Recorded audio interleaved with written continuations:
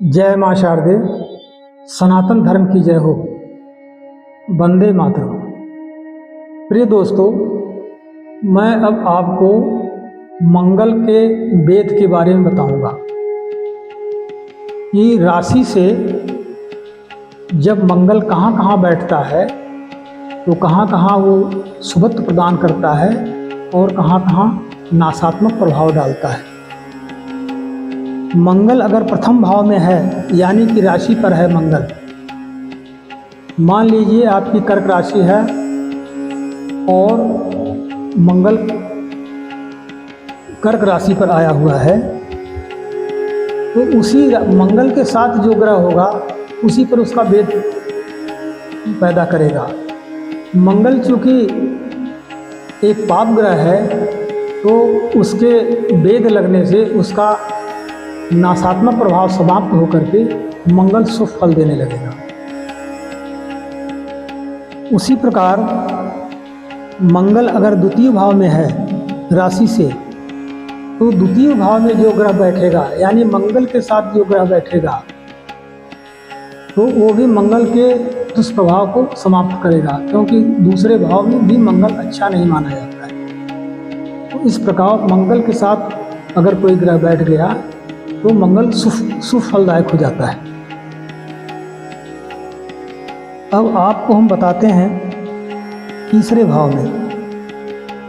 तीसरे भाव में मंगल अच्छा माना जाता है, पराक्रमी होता है, शुभ होता है, शत्रुघ्नता होता है।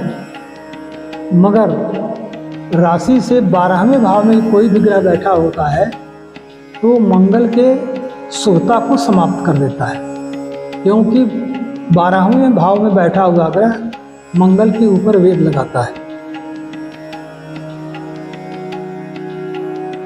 मंगल अगर चतुर्थ भाव में बैठा है राशि से,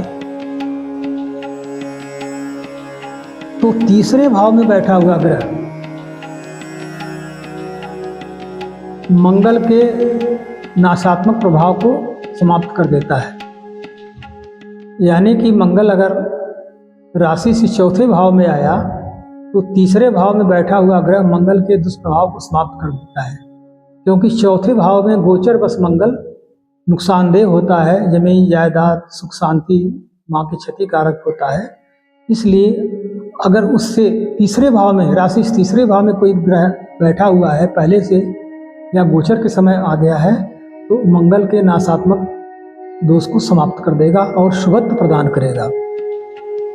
इसी प्रकार मंगल यदि पंचम भाव में है, पंचम भाव में भी मंगल का बैठना बहुत अच्छा नहीं माना जाता है राशि बस।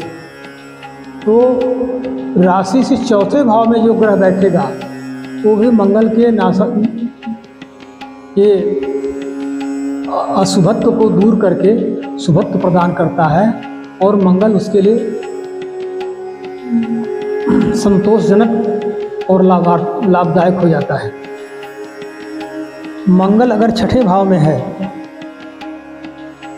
राशि से मंगल अगर छठे भाव में जाता है तो नवम भाव में छठे भाव का मंगल बहुत शुभ माना गया। त्रिखट एकादशेश राहु, त्रिखट एकादशेश शनि, त्रिखट एकादशेश भौम सर्वारिष्ट प्रशांतये। छठे स्थान का मंगल अरिष्टों को नाश करता है, माने शुभत्व प्रदान करता है, धनाढ्य बनाता है, धन प्रदान करता है। लेकिन राशि से नवम भाव में कोई ग्रह बैठा है, भाग में बैठा है, तो उस मंगल के शुभत्व को समाप्त कर देता है।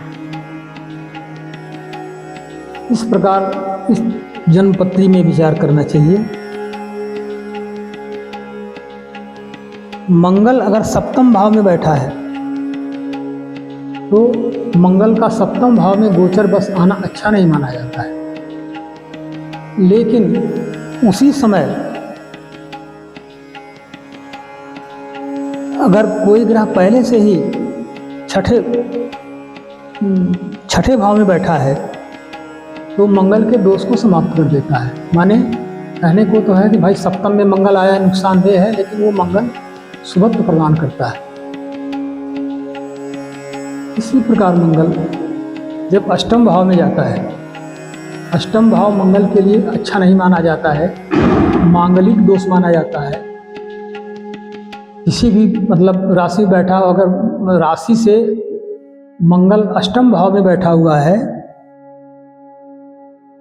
तो सप्तम भाव में बैठा हुआ ग्रह उसके मांगलिक दोष को भी समाप्त करता है और शुभत्व प्रदान करता है। मंगल उस व्यक्ति को हानि पहुंचाने के बजाय शुभता प्रदान करता है।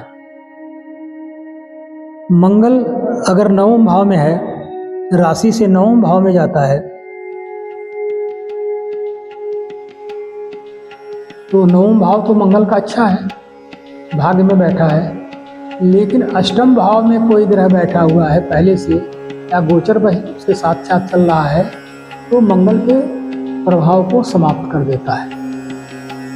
यानी मंगल यहाँ पर जो शुभत्व प्रदान करता है उसकी क्षमता खत्म हो जाती है और अशुभत्व की तरफ ले जाता है। इसी प्रकार मंगल